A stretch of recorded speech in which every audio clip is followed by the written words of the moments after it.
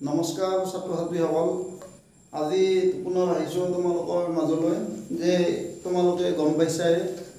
আমি ত্ৰিকোণমিতিৰ 8.1 আৰম্ভ কৰিছিলোঁ আমাৰ দীঘা সমীকৰণটো শেষ হৈছে ঠিক আছে তো আশা কৰোঁ তোমালোক সকলোৱে ভালে আছা আজি মন্দিৰে চন্দিৰে গৈছা নিশ্চয় গৈছা তোমালোকে ময়ো গৈছোঁ অলপ আগতে আহিছোঁ মই যাই পেলাই ঠিক আছে তো ত্ৰিকোণমিতি বৰ টান নহয় তোমালোকে চালে ভালকৈ মানে চাবা বস্তুবিলাক ঠিক আছে তো আজি আমি 6 নম্বৰ অংকটো আলোচনা কৰোঁ 6 নম্বৰ অংকটো তোমালোকৰ কি আছিল চাবা যে a আৰু b যদি a আৰু b কোণটো সমকোণ হয় যাতে cos a ইকুৱেল কি cos b তেন্তে দেখুৱা যে a কোণ আৰু b কোণটো সমান ঠিক আছে কি দিছে cos a সমান cos b দিছে তো তোমালোকক যেহেতু a আৰু b কোণৰ কথা ক'লে তো তোমালোকে এটা ত্ৰিভুজ লবা যাৰ সমকোণ দুটা এটা a হয় এটা b হয় আৰু c টো তোমালোকে 90 ডিগ্ৰী বুলি লবা ঠিক আছে তো আমি ধৰি লম যে ধৰা হ'ল ত্ৰিভুজ ABC C কোণ সমান 90 ডিগ্ৰী ঠিক আছে তো C কোণটো যদি 90 ডিগ্ৰী হয় তেতিয়া বাকি দুটা এনে সমকোণ হৈ যাব কাৰণ ত্ৰিভুজত তিনিটা কোণৰ সমষ্টি কিমান 180 ডিগ্ৰী তো এইটো যদি 90 ডিগ্ৰী হয়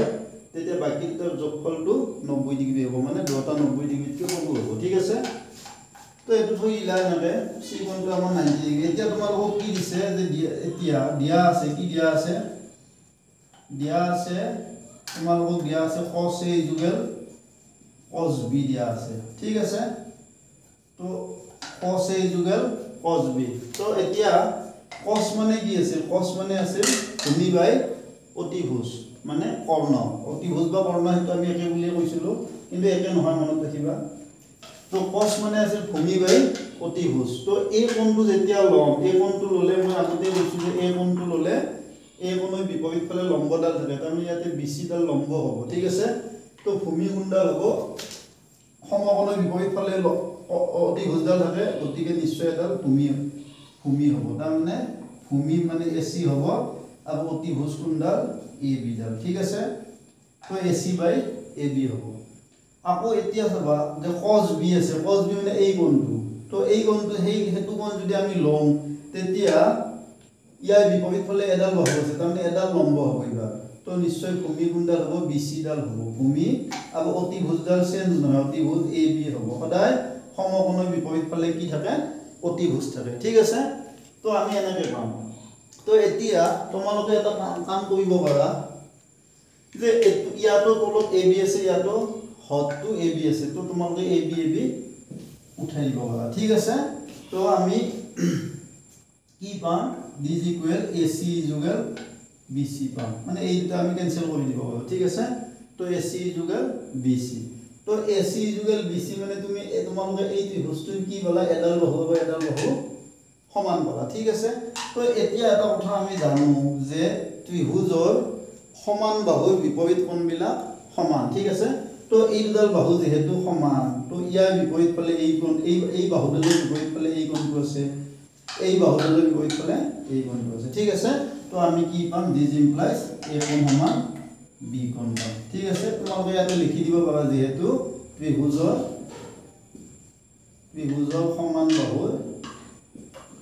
সমান বাহুৰ বিপৰীত কোণ সমান ঠিক আছে তাৰ মানে এইবিলাক লিখিব কিয় লাগে যে আমি যেতিয়া পৰীক্ষাৰ বহিবিলাক চাও পৰীক্ষাৰ বহিবিলাক চালে তাৰমানে তোমালোকে যদি এনেকৈ সাইডত লিখি দিয়া তেতিয়া তাৰমানে আমাৰ এটা মানে শিক্ষকবিলাকৰ এটা বিশ্বাস হয় যে ল'ৰাটোৱে নিশ্চয় কনসেপ্ট ক্লিয়াৰ হৈ আছে ঠিক আছে তো এতিয়া আমি এইটো প্ৰমাণ কৰিলো ঠিক আছে তো এইটো a কোণ সমান b কোণ একদম ইজি সিম্পল অলপ চালে বুজি পাবা ঠিক আছে তো আজি আমি এইটো অংক কৰিলো ঠিক আছে এতিয়া আমি নেক্সট আমি 10 নম্বৰ অংকটো কৰিম মই মাজত দুটামান অংক এৰি গৈছো তাৰমানে এইকেইটা অংক আমাৰ প্ৰথম আমি যেটো 3 নম্বৰ আলোচনা 3 নম্বৰ উদাহৰণ 3 আৰু 4 টো যেটো কৰিছিলো সেইখিনিৰ লগত প্ৰায় একে গতিকে তোমালোকে হেতু ফলো কৰিলে এইখিনি পাৰবা ঠিক আছে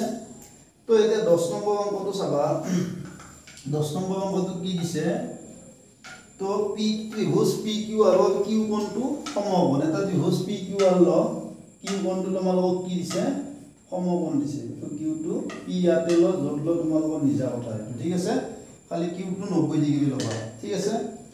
তো এতিয়া চাবা তোমালোকক দিয়া আছে পি আৰ যোগ কিউ আৰ মানে 25 মানে তোমালোকক দিয়া আছে ত্ৰিভুজ পি কিউ আৰ এনে লিখি ল'বা পি কিউ আৰ কিউ কোণটো কিমান ডিগ্ৰী দিয়া আছে 90 ডিগ্ৰী দিয়া আছে ঠিক আছে আকৌ কি দিয়া আছে P R plus Q R equal 25 centimetre দিয়া আছে এইখিনি তোমালোকক দিয়া আছে ঠিক আছে এন্ড পি কিউ মানে কি দিয়া আছে পি কিউ মানে 5 সেন্টিমিটাৰ দিয়া আছে ঠিক আছে তো তোমালোকক উলিয়াব যে sin পি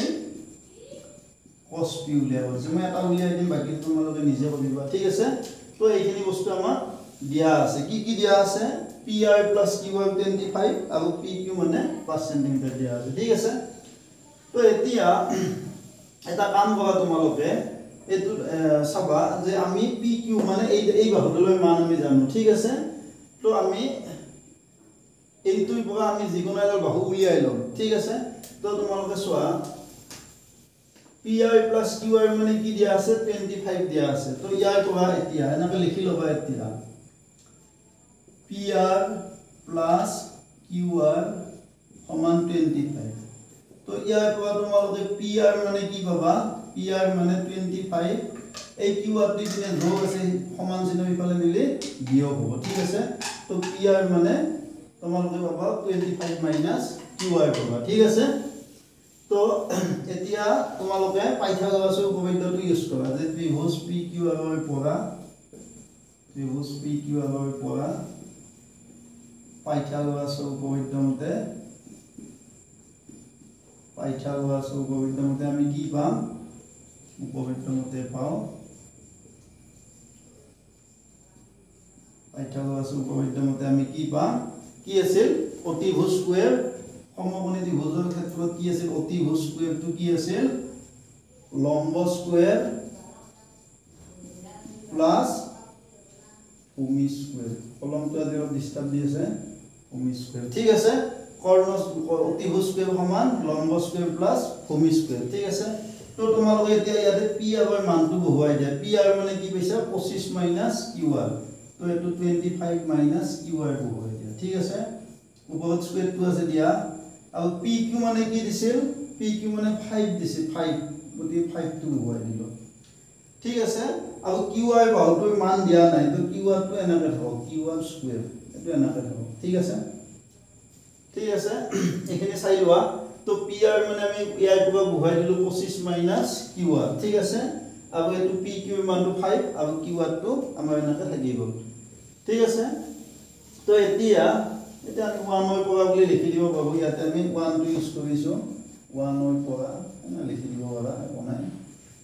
ঠিক আছে তো এতিয়া এইখিনি তোমালোকে সৰল কৰি দিয়া ঠিক আছে তো এটো তোমালোকৰ কি হ'ব a এটো a - b হোল স্কয়াৰ উত্তৰ আছে a মানে ইয়াতে 25 আছে b মানে কিউ আৰ আছে ঠিক আছে তো আমি a - b হোল স্কয়াৰ মানে কি আছিল a স্কয়াৰ a মানে যেহেতু 25 তো আমি 25 স্কয়াৰ লিখিলো ঠিক আছে a square minus twice a b b মানে আকৌ কি আছে কিউ আৰ আছে ঠিক আছে প্লাস b স্কয়াৰ এটো আৰু ইফালে 25 5 স্কয়াৰ মানে 25 আৰু কিউ আৰ স্কয়াৰটো এটা থাকি গ'ল ঠিক আছে তো এটো 25 দুটা পূৰণ কৰিলে কিমান 6 হ'ব 25 এটো 25 2 গুণ 50 কিউ আৰ এটো কিউ আৰ স্কয়াৰ এটো 25 প্লাস কিউ আৰ স্কয়াৰ ঠিক আছে নিশ্চয় বুজি পাইছা তো এতিয়া তোমালোকে এটা কাম কৰা এই -50 কিউ আৰ টো আমি ইপিনে ৰাখিম বাকিখিনি সব ইফালে লৈ যাম ঠিক আছে তো এটো -50 কিউ আৰ এটো ইফালে ৰাখিলো বাকিখিনি ইফালে লৈ যাম 25 প্লাস কিউ আৰ স্কয়াৰ টো থাকিলে ইফালে তো প্লাস কিউ আৰ স্কয়াৰ টো ইফালে নিলে কি হ'ব মাইনাস আৰু এটো 6 25 টো প্লাস আছে ইফালে নিলে কি হ'ব মাইনাস হ'ব ঠিক আছে তো এইখিনি আমি পালো তো এতিয়া তোমালোকে এইখিনি সৰল কৰি লোৱা তো এটো কি হ'ব -50 Q R this is equal এটো প্লাস এটো মাইনাস ক্যান্সেল হ'ব আৰু এটো 6 25 ধাৰ 25 জমা তাৰ মানে -6 হ'ব মাইনাস ধাৰ উঠাই দিয়া তাৰ মানে 50 কিউ আৰ ইকুয়াল 6 হ'ব ঠিক আছে তো এতিয়া qr মানে কি পাবা 50 টো আমি